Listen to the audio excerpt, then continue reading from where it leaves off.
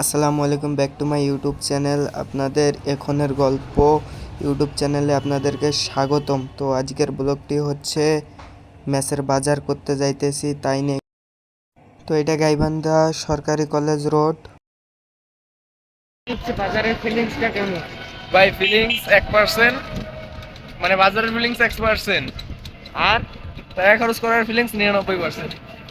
না, ঠিকই আছে। তো দেখতে দেখতে আমরা বাজারের দিকে চলে আসলাম।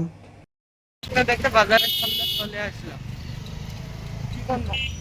হ্যাঁ ভাই, আসলাম তো, এখন দেখি কি করা যায়।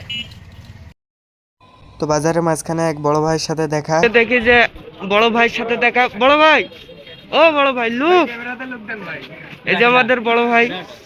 তো আমরা প্রথমে আলু কিনলাম, তারপরে আলু কেনাকাটার পরে মরিচ, রসুন, পেঁয়াজ কিনলাম। তারপরে টাকা দিলাম আমি। তো মরিচগুলো কেনার পরে আমরা চলে গেলাম বেগুন কিনতে। তারপরে আমরা একটু মিষ্টি কুমড়া কিনলাম। মিষ্টি কুমড়াগুলো দেখতে অনেক সুন্দর ছিল, তো খাইতে যে কেমন হবে জানি না।